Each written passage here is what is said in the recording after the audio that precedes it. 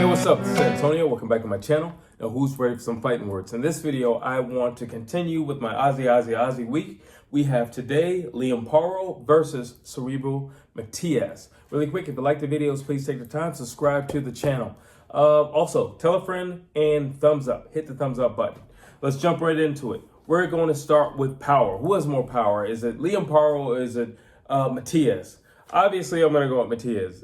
I mean, 20 knockouts, 20 fights, I'm going with Matías. Not bad for Liam Paro. 24 fights, 15 knockouts. It's not bad. But Subriel, he has literally a perfect record.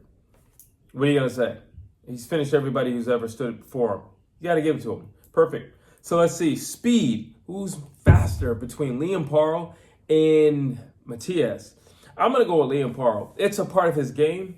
So everybody has a particular fight style, or and it's based upon one of their personal attributes. Well, when it comes to Liam Paro, it's his speed. You're going to see the way he pumps out his jab. You're going to see everything involves speed. It's all about footwork, speed, hit, don't get hit, classical boxing things. So that when it comes to speed, I got to give it to Liam Paro. And I'm not saying Matías is slow, but he's no Liam Paro. Okay, Liam Paro doesn't get hit half as much as Matías, so I got to give it to him. Heart. Who's more heart? This one is kind of difficult. Typically, what I do is I give it to the guy who's really faced some adversity or something like that. Now, Matías has been down before. I mean, he jumped right back up. However, both of them are undefeated, and for that reason, I gotta give it a tie. I haven't seen, because even like I can say he faced some adversity, but when Matías got back to his feet, he kicked the crap out of the guy. So I don't know if that was just him slipping. I mean, he does walk around with his hands down low, so that could be something as well. So I feel like that was more his opponent. I'm sorry, that was more him, or a portion of him and his opponent versus his opponent putting him in a compromised situation. So I'm going to give that a tie. Mental toughness. I'm going to give that a tie as well. Like I said, both of them are undefeated. Yeah, Matías, he was down, but I'm going to give it a tie. I don't feel like neither one of them have had like a signature win, where they faced a guy where it's just like, well, you know what? In retrospect, Montana Love was supposed to beat Liam Paro, and Liam Paro took him out. So, you know what? Mental toughness, I have to give it to him only because you're the underdog.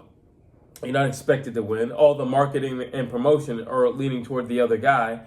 And then you do the unexpected. And Montana Love, he was doing his thing. He's a flashy guy. He isn't the most powerful guy in the world, but he's a flashy guy, and he knows how to win. He knows how to excite the crowd. And Liam Paro came and he finished him off. So I suppose in terms of mental toughness, let's just say I give him an extra point just for that, because he wasn't supposed to. He was not the fan favorite, and he wasn't supposed to win against Montana Love. Let's see. Boxing IQ. I think both of them have solid boxing IQ. Here's the thing. When you look at Liam Paro, he's classic textbook boxing. Jab, jab, right hand. He's that. When you look at Matías, anything goes. He's a boxer / brawler. Anything goes.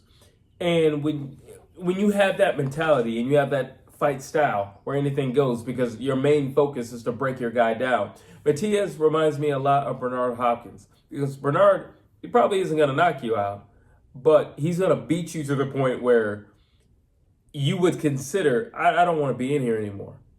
That's Bernard. He's just all over you, and it's never going to stop. It's never going to cease. He's going to throw up a ton of punches, and it's just going to be ongoing for 12 rounds straight, and that's Matías. However, it takes a certain level of IQ to do that, to understand and dissect an individual. It's not easy to dissect an individual. Okay, you really have to read them.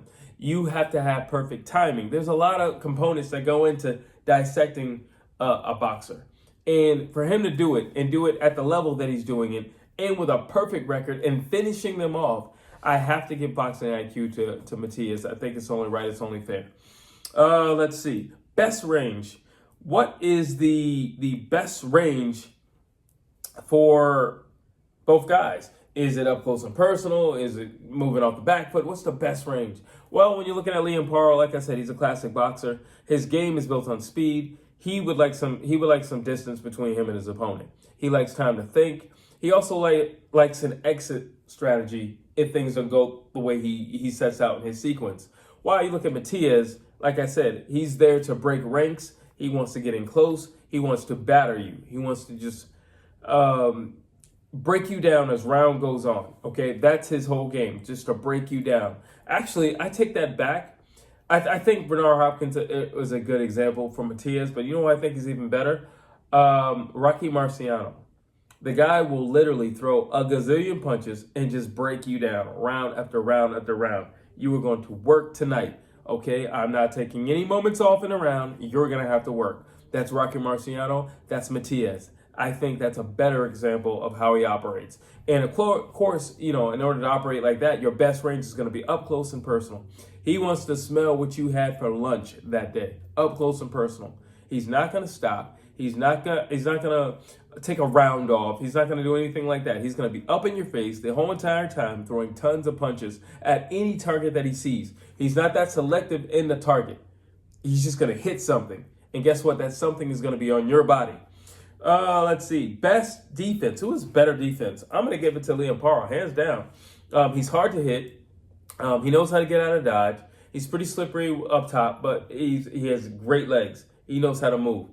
He's not an easy target. You're gonna have to catch him. He's like the road runner in there. And I'm not saying that in a bad way that he's a runner or anything like that, because he is quite aggressive for a guy to have that hit and run style.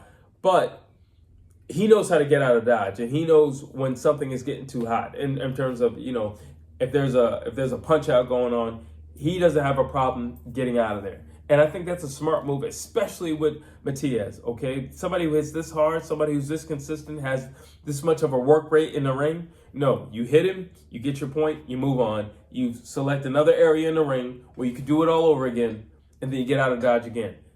Be safe, don't be sorry. Let's see. Cardio. Who's better cardio? I'm going to go with Matias because, like I said, he never stops punching. I don't think Liam Paro has bad cardio at all. I think he's a 12-round fighter.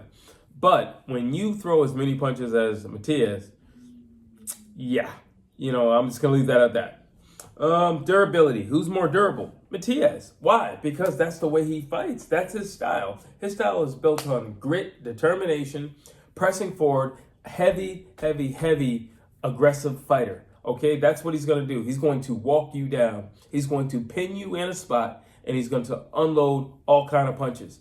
And the question is, can you take the pressure? Can you take the pressure? Can you take it when he turns up the heat? That's what it's all about. You're going to be in a pressure cooker for 12 rounds. Can you take the pressure? He hits hard, and he throws a lot of punches. That's a very dangerous combination. Let's see. Creativity. I might call this one a tie. Like I said, when you're a pressure fighter like Matias, you're just kind of throwing at any target. But you have to be creative in how you do so that you can mask it and so that you can actually hit the target. But on the other end, Liam Paro is not an easy target to hit. He's very slippery, and he has great legs. He's just not an easy target to hit. And when you're a classic textbook fighter, he does all that with defense. So he's throwing shots at you, but he's trying not to get hit. While, you know, you look at Matias, he's the complete and total opposite. I'm a tough, durable guy. I'm going to run up, and we're going to see who's tougher. Who's more manly? Who's more manly? Because I'm going to be right here. I'm going to be right here in your face. I'm not ducking and dodging anything. I want all the smoke tonight. So when it comes to creativity, I'm probably just going to give that one a tie. Now, what's more important, I'm going to get into this section. What is this fight all about? And that's what I'm titling this. What's this fight all about? When you break everything down, we got through all the attributes in the first half of this video, but what's this fight all about? This fight comes down to one thing: controlling the distance. If Liam Paro, who's great at distance control, if you know anything about fighting words, I'm big on doubling up on the jab, being consistent with the jab. But you know what Liam Paro does? He takes it even further. He triples the jab. If he can keep the distance, he has enough pop in his punches for Matias to respect him. I don't doubt that at all. So if he can keep him at distance, if Liam Paro can control the distance, Liam Paro wins this fight. This fight is all about distance control. If the lines are breached and Matias makes it in, trust me, everything goes downhill. Everything goes south real quick. So it's all about, can the distance be controlled? Can he set the tone and say, this is as far as you get, buddy. This is as far as you get.